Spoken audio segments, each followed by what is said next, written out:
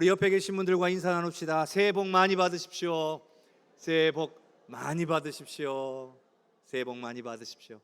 한 번 더 인사하겠습니다. 사랑합니다. 축복합니다. 사랑합니다. 축복합니다. 사랑합니다. 축복합니다.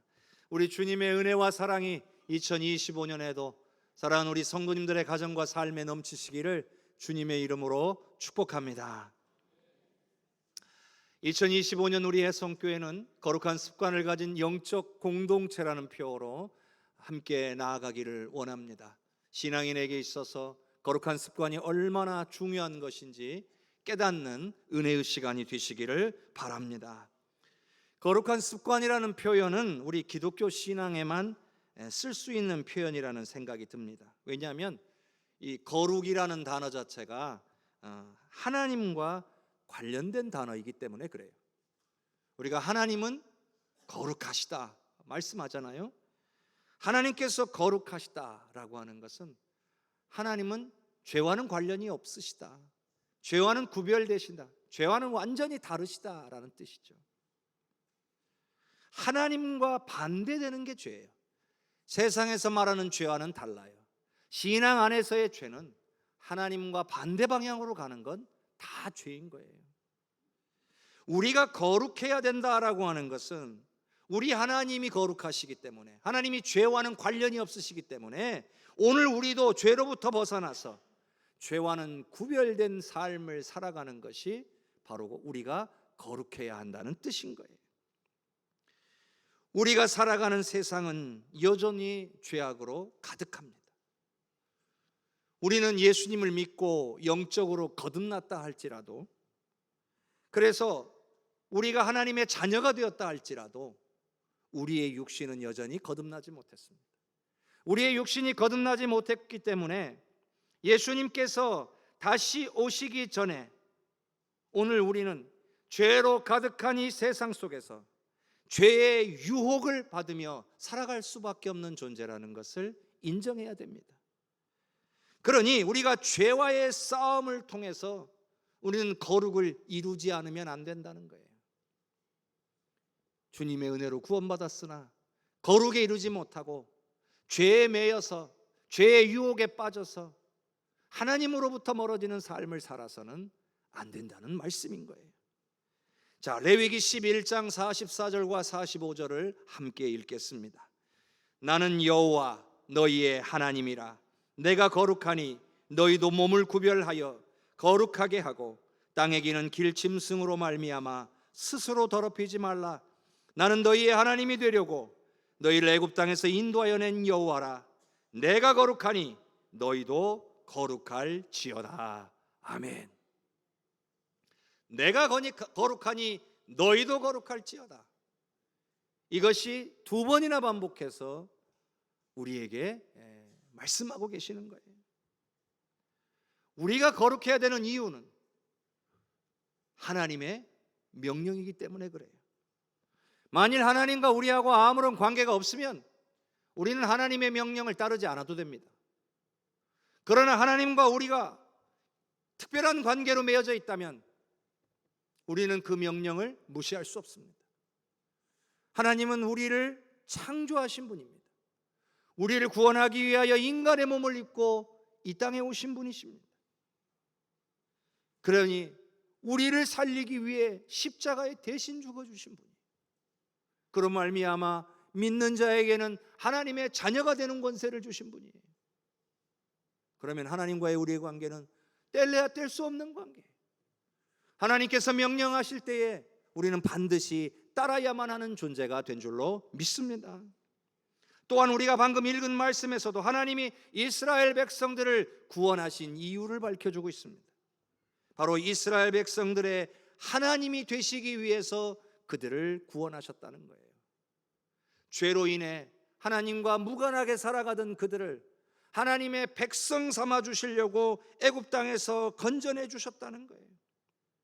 그래서 그들에게 주신 말씀이 뭐예요? 내가 거룩하니 너희도 거룩해야 된다. 여러분, 이게 무슨 뜻이겠어요? 우리가 거룩해야 되는 것이 하나님의 자녀로 인정받기 위해 반드시 필요하다는 얘기예요. 하나님은 거룩하신데 나는 거룩하지 않겠다? 그러면 어찌 우리가 하나님과 가까이 할 수 있겠습니까? 하나님이 거룩하시니 우리가 마땅히 거룩해야 하나님의 백성으로서 온전히 살아가게 될 줄로 믿습니다. 거룩이라고 하는 단어는 구별된다라고 하는 뜻이에요. 그러면 오늘 우리가 읽은 본문 말씀에서는 어떤 구별됨을 찾아볼 수 있을까요? 자, 사무엘상 1장 3절의 말씀을 같이 읽어 보겠습니다. 이 사람이 매년 자기 성읍에서 나와서 실로에 올라가서 만군의 여호와께 예배하며 제사를 드렸는데 엘리의 두 아들 홈니와 비느하스가 여호와의 제사장으로 거기에 있었더라. 엘가나라는 사람이 있었어요. 이 엘가나라는 사람은 매년, 해마다죠, 해마다 자기 성읍에서 나와서 먼 길을 걸어서 실로까지 올라가서 만군의 여호와께 예배하며 제사를 드리는 사람이었다는 거예요. 당시는요, 성경으로 치면 사사시대의 말기예요. 이스라엘 백성들이 가나안 땅을 차지한 후에 왕이 세워지기 전 사이, 그 시대를 사사시대라고 부르는데 그 사사시대의 마지막 말기에 가까운 시대예요. 이스라엘의 마지막 사사였던 사무엘 선지자가 등장하기 전이에요. 당시에 이스라엘은 수많은 우상 숭배를 통해 매우 타락한 상태였어요. 하나님을 찾지 아니하고 하나님을 떠나 자기 원하는 대로 살던 시대였던 거예요. 이것을 잘 알게 해주는 말씀이 하나 있습니다. 사무엘상 3장 1절의 말씀을 같이 읽겠습니다. 아이 사무엘이 엘리 앞에서 여호와를 섬길 때에는 여호와의 말씀이 희귀하여 이상이 흔히 보이지 않았더라. 당시의 상황을 잘 말씀해 주는 구절이에요. 자, 사무엘이 태어나고 엄마 한나의 소원으로 어린 사무엘이 하나님 앞에 구별된 자 나시린으로서 바쳐지게 됩니다. 바로 그때의 당시의 사사이자 제사장이 엘리 제사장이, 그리고 그를 뒤어서 그 엘리 제사장의 두 아들인 홈니와 비느하스가 사사이자 제사장의 역할을 감당하기 시작한 때예요. 그런데 그런 때에 여호와의 말씀이 희귀하여 이상이 흔히 보이지 않았다는 거예요. 이게 무슨 말일까요? 하나님께서 홈니와 비느하스에게 하나님의 말씀을 전해주시지 않았다는 거예요. 홈니와 비느하스에 의해서 제사가 올려질 때에 하나님이 그곳에 임하지 않으셨다는 거예요. 결론적으로 말하면 이스라엘 백성들에게 하나님의 말씀이 전달되지 않았다는 거예요. 하나님이 침묵하셨다는 거예요. 여러분, 사사에게조차도 말씀 안 하시는데 백성들이 어떻게 하나님의 뜻을 알겠습니까? 어떻게 백성들이 하나님을 찾을 수가 있겠습니까? 당시 대부분의 사람들은 하나님을 찾지 않았습니다. 그런데 놀랍게도 이 엘가나라는 사람은 다른 백성들과는 달리 매년 하나님께 나와 예배하며 제사를 드리는 사람이었다는 거예요. 매년. 이것이 바로 엘가나가 죄악으로 가득한 세상에서 다른 백성들과 구별되는 거룩한 특징이었다는 거예요. 모두가 하나님을 찾지 않는데 하나님을 찾는 그런 사람이었던 거예요. 한마디로 말한다면 그는 매년 하나님께 나아가는 습관을 가지고 있었다라고 봐야 돼요. 하나님을 경외하는 사람이었던 거예요. 세상 사람들은 그런 엘가나를 바라보며 뭐라고 했을까요? 왜 그렇게까지 하냐고? 그렇게 하면 뭐가 나오냐고? 비웃고 조롱했을 겁니다. 하지만 엘가나는 타협하지 않았습니다. 여전히 매년 정해진 시기마다 하나님의 궤가 있는 실로에 찾아와서 하나님을 예배하기를 기뻐했다는 거예요. 그 시대에 그런 상황 속에서 하나님을 찾는다라고 하는 건 하나님을 예배하는 것을 기뻐하는 사람만이 할 수 있는 거예요. 아주 극소수의 사람만이 할 수 있었던 상황인 거예요. 참으로 다른 사람들과 구별되는 거룩한 습관이라고 할 수가 있는 거죠. 사랑하는 성도 여러분, 우리가 예수 믿는 신앙인으로서 이 땅에 살아가는 목적이 무엇이냐? 바로 거룩을 이루는 것입니다. 하나님은요, 예수님을 통해서 우리가 거룩해질 수 있는 길을 열어주신 거예요. 왜냐하면 거룩하기 위해서 조건은 뭐예요? 죄 문제가 해결돼야 돼요. 그러니까 예수님의 죽음은 우리의 죄 문제를 해결하는 거예요. 우리의 죄 사함의 유일한 방법은 예수님의 죽으심밖에 없었던 거예요. 그래서 길과 진리요 생명이신 예수님께서는 자신의 죽음으로 인한 죄 사함을 통해서 결국 오늘 우리로 하나님 아버지 앞에 나아갈 수 있는, 거룩하신 아버지 앞에 나아갈 수 있는 길을 열어주신 거예요. 여러분, 길을 열어주셨다고 우리가 거기에 가 있는 거 아니잖아요. 길을 열어주셨으니까 어떻게 해야 돼요? 이제 그 길로 걸어가는 삶이 남는 거예요. 그래서 우리 인생의 최종 목표는 뭐예요? 그 길을 걸어서 거룩하신 하나님 앞에 서는 거예요. 우리는 그날을 향해 가고 있는 사람들이에요. 그러니 이 땅에 사는 동안에 우리가 어떻게 살아야 되겠습니까? 우리가 거룩을 이루는 것만이 거룩하신 하나님 아버지 앞에 설 수 있는 유일한 방법인 거예요.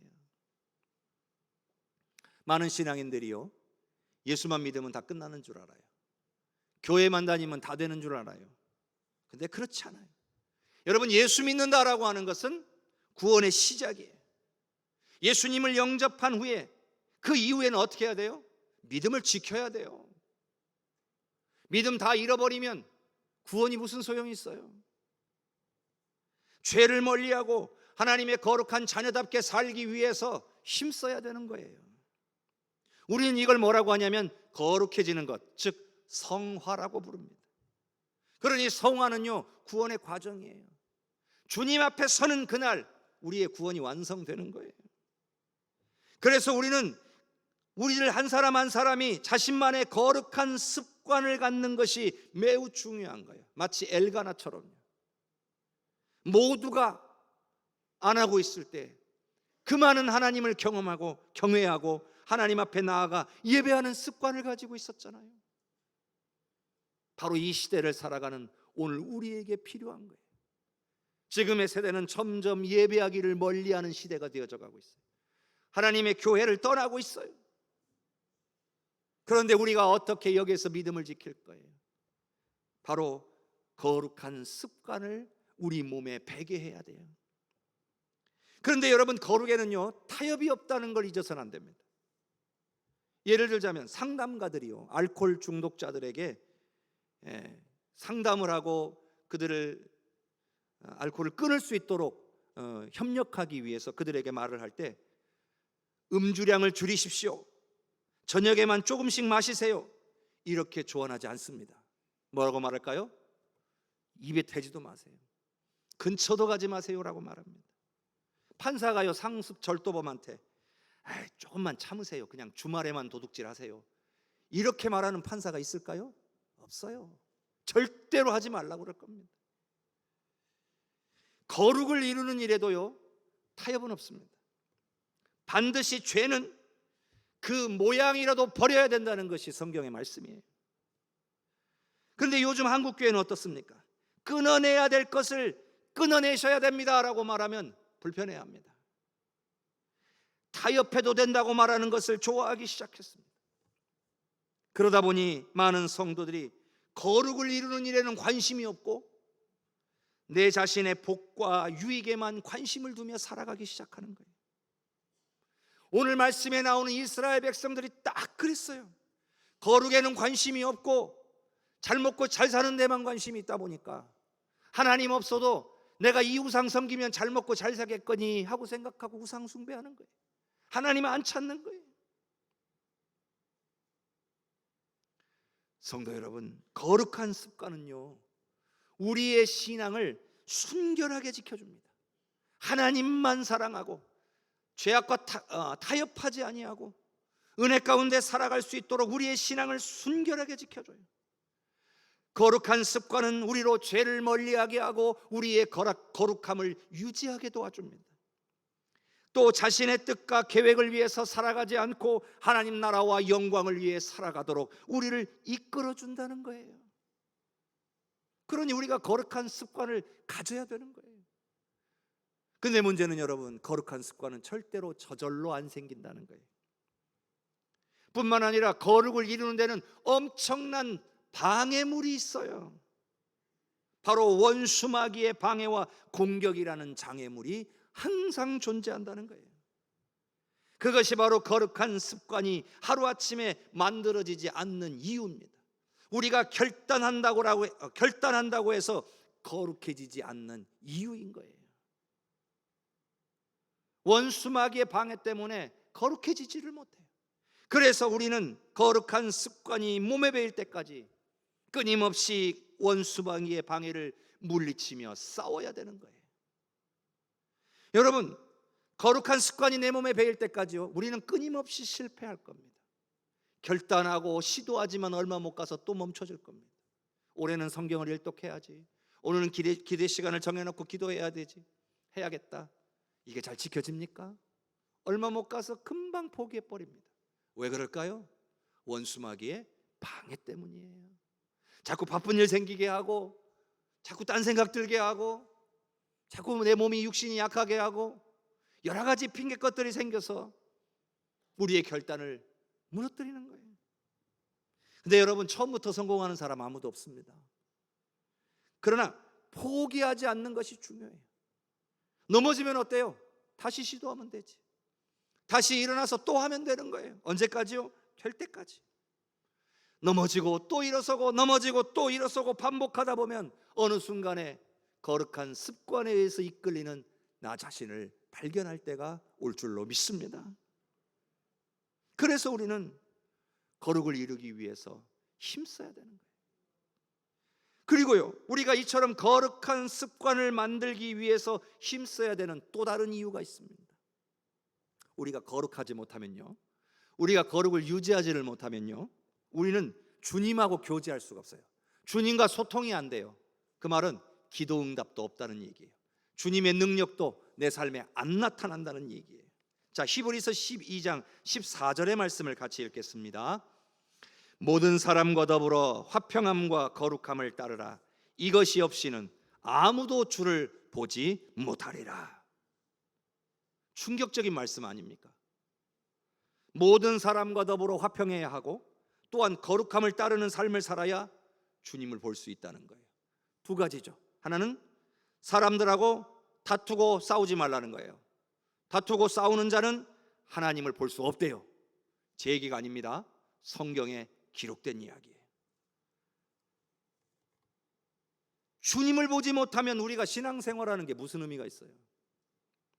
공동체를 분열시키는 사람은 절대로 하나님을 볼 수 없다는 거예요. 당연히 하나님을 볼 수 없으니 은혜도 없고 능력도 없고 기도 응답도 없는 거예요. 우리가 응답 받으려면요, 은혜 받으려면요, 하나님을 우리가 만나야 되는 거예요. 그래서 하나님으로부터 베풀어 주시는 은혜와 능력을 우리가 받는 거예요. 보지를 못하는데 그런 신앙생활은요, 아무 힘도 능력도 없습니다. 또 거룩함을 따르지 않으면 역시 주를 볼 수 없다는 거예요. 그 말은 뭐예요? 우리가 죄 문제를 해결 안 하고 살아가면 삶 속에서 주님을 보지 못한다는 거죠. 신앙인이라면 이 말씀에 좀 충격을 받아야 돼요.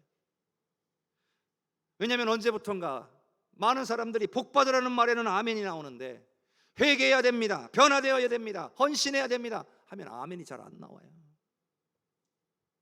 그런 시대가 되어져 간 것 같아요. 거룩하라는 것은 하나님의 명령이에요. 그러면 따라야 됩니다. 그래야 하나님의 백성이기 때문이에요. 그러니 거룩을 위해서 거룩한 습관을 만들어가는 것은 신앙인이라면 당연하게 해야 되는 일이에요. 아무것도 안 하고 있으면 안 된다는 얘기예요. 자, 그렇다면 우리가 거룩한 습관을 갖기 위해서는 어떻게 해야 될까요? 이게 중요하겠죠. 어떻게 해야 되나? 절대로 자신의 노력으로는 안 됩니다. 내가 맘먹는다고 되는 건 아니고, 내가 열심히 노력한다고 되는 것도 아니라는 거죠. 자, 예를 들어서 기계에 문제가 생겼어요. 집에서 쓰던 기계에 문제가 생겼어요. 한 20년 잘 썼는데 고장이 났어요. 자, 그 고장의 원인, 그 문제를 가장 잘 파악하고 그 문제를 가장 잘 해결할 수 있는 사람이 누굴까요? 내가 20년 썼으니까 내가 제일 잘 알고 내가 잘 고칠 수 있을까요? 그 기계를 연구하고 개발하고 만든 사람이 제일 잘 고치겠죠? 바로 그거예요. 거룩도요, 우리가 거룩을 이루기 위해서는요, 거룩 그 자체이신 분의 도움을 받는 게 최고의 방법이에요. 그렇지 않겠어요? 거룩하신 분이 나를 도와주시면 우리가 거룩해질 수 있는 거란 말이에요. 근데 감사하게도 그 거룩하신 분이 이미 우리에게 찾아와 계세요. 누구겠습니까? 성령님이시죠. 거룩하신 성령이 우리 안에 찾아와 계신 거예요. 그러니 우리는 뭘 하면 되겠어요? 성령님하고 친해지면 되는 거예요. 성령님하고 친해지면 거룩한 성령을 통해서 나도 거룩해지는데 거룩해지는 거예요. 그러니 성령과 함께하는 시간을 늘리면 돼요. 성령과 함께하는 시간. 물론 매 순간순간이 성령과 함께하는 시간이어야 되겠지만 그 중에서도 특별히 더 성령이 함께 하실 수 있는 시간들이 있죠. 어떤 시간들이에요? 예배 시간, 말씀 읽고 묵상하는 시간, 기도하는 시간, 전도하는 시간, 봉사하는 시간. 이 시간들은요, 성령이 더 함께 하시면서 역사하실 수 있는 시간인 거예요. 그러니까 우리가 어떻게 해야 돼요? 그 시간들을 늘리면 되는 거예요. 물론 시간만 늘린다고 되는 건 아니겠죠. 반드시 그 모든 시간 속에서 철저하게 성령님을 찾고 구하고 의지하며 따라야 된다는 거죠. 그러면 성령이 우리를 만져주셔서 우리를 거룩으로 이끌어 가신다는 거예요. 그래서 성령님께 매 순간마다 집중하게 되면 좋은 습관이 생기는 거예요. 좋은 예배의 습관, 좋은 말씀 묵상의 습관, 좋은 기도의 습관, 좋은 전도와 봉사의 습관이 생기는 거예요. 성령님이 그렇게 우리를 이끄시니까요. 그래서 우리도 점점 거룩해지고 우리의 거룩함을 유지하게 되는 거예요. 그러니까 능력이 나타나고, 그러니까 기도 응답이 나타나게 되는 거예요. 지난 우리 송구영신 예배와 오늘 새벽까지 진행된 특별 새벽 기도회를 통해서 우리 혜성교회가 하나님께서 기뻐하시고 사용하시는 영적인 공동체가 되기 위해서 거룩한 습관을 가져야 된다는 말씀을 계속해서 나눴습니다.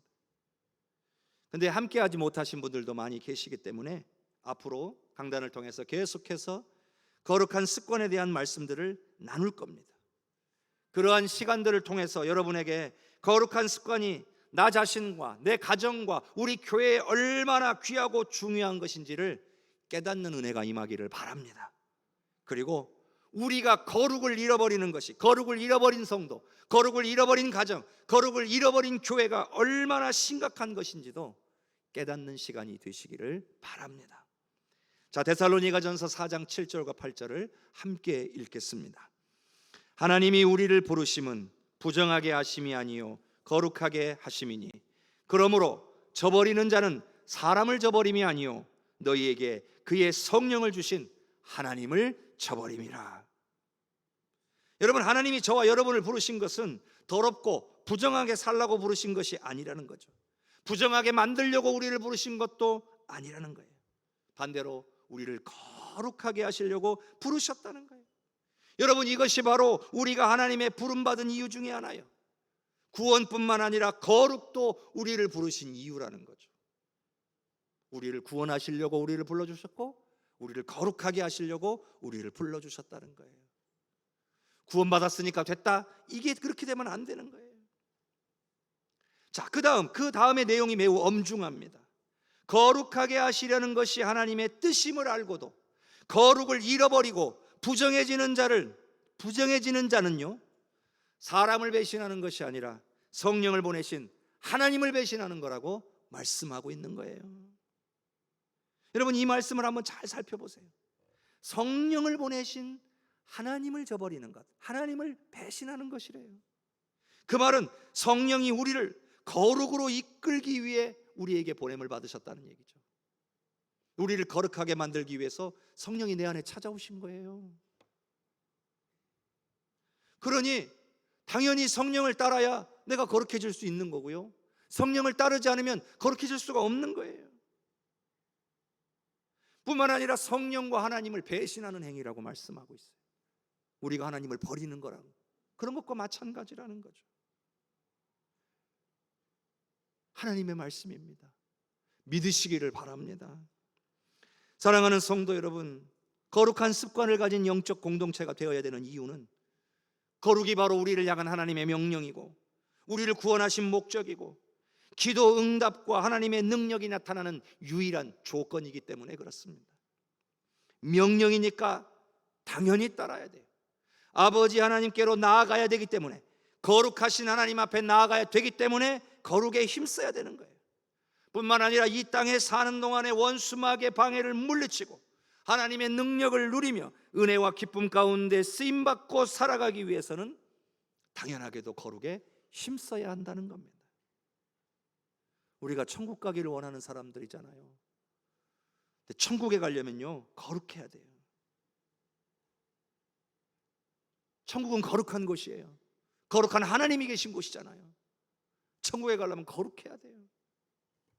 또 기도 응답과 하나님의 은혜를 누리며 살기 위해서는 거룩해야 돼요. 여러분 어떻게 하시겠습니까? 여러분 거룩을 위해서 무엇을 하시겠습니까? 예배의 습관, 말씀 묵상의 습관, 기도의 습관, 전도와 봉사의 습관, 이런 거룩한 습관을 위해 힘쓰시기로 결단하시기를 바랍니다.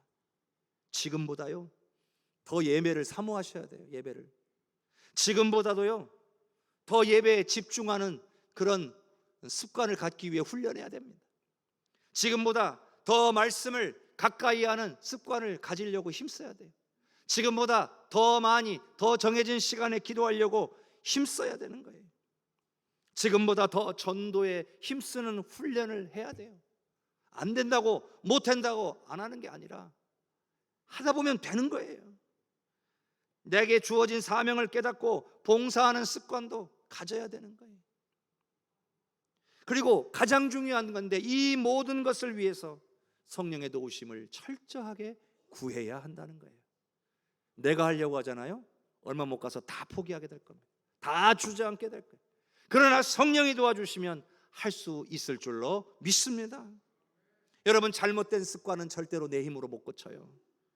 우리가 종종 새해마다 결단하는 것을 얼마 못 가서 포기하는 이유가 내가 하려고 해서 그래요. 물론 결단은 내가 해요. 하지만 그 결단을 돕고 이루게 하시는 분은 하나님이신 줄로 믿습니다. 내가 할 수 있다라고 하는 순간에, 내가 해야겠다 하는 마음을 먹는 순간에 원수마귀가 틈탑니다.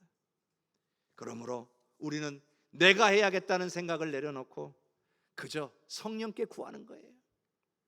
우리가 결단한 것을 이룰 수 있도록 성령님 도와주세요 구하는 겁니다. 매 순간순간이 성령님의 도움을 구하는 여러분들이 되기를 바랍니다. 우리 성령님께서 여러분을 붙잡아 주셔서 모든 원수마귀의 방해를 물리치고 거룩한 습관을 형성해서 거룩에 이르는 은혜가 임하기를 주님의 이름으로 축복합니다.